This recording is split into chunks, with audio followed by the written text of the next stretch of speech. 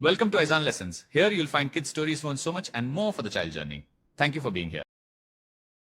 இன்னைக்கு நாம ஹிந்தில ஒரு 5 சிம்பிளான எதிர்ச்சொல் ஜோடிகளை கத்துக்க போறோம். குறிப்பா தமிழ் பேசுற குழந்தைங்களுக்காக ரொம்ப ஜாலியாவும் ஈஸியாவும் இருக்கும். வாங்க பார்க்கலாம். வணக்கம் தோஸ்தோன், அதாவது வணக்கம் நண்பர்களே. இந்த ஜாலியான கற்றல் செஷனுக்கு உங்க எல்லாரையும் வரவேற்கிறேன். எல்லாரும் எக்ஸைட்டடா இருக்கீங்களா? இருப்பீங்கன்னு நம்புறேன். ஏன்னா நாம இன்னைக்கு விளையாடிக்கிட்டே ஹிந்தி கத்துக்க போறோம். சரி, நாம ஆரம்பிக்கலாமா?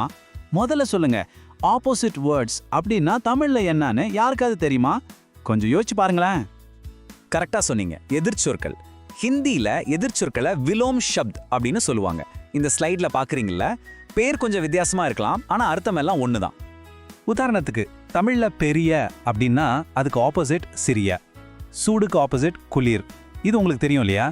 இதே மாதிரி தான் நாம ஹிந்திலையும் கத்துக்க போறோம். நாம கத்துக்க போற முதல் ஜோடி வார்த்தைகளுக்கு போலாம். பெரிய மற்றும் சிறிய.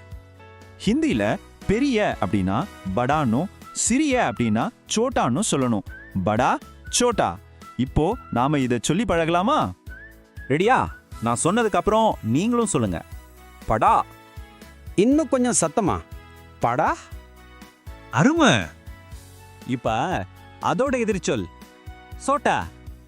மறுபடியும் ஒரு தடவை, சோட்டா. ரொம்ப அருமை. கடைசியா சோட்டா. சூப்பர்.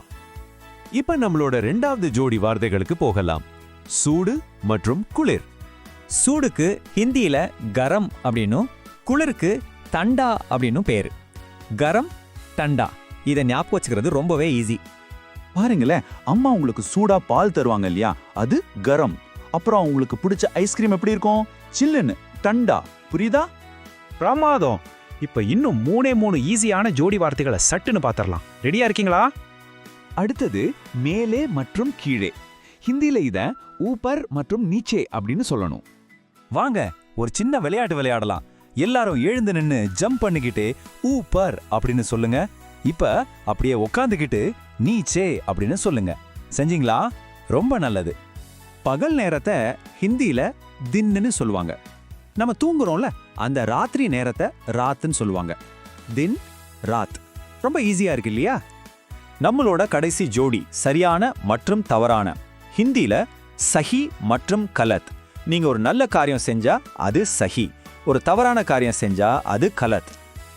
அடடா, நாம 5 புது ஜோடி வார்த்தைகளை கத்துக்கிட்டோம்.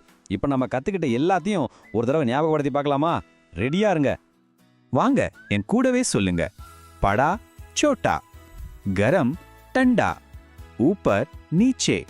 தின், ராத். சஹி, கலத்.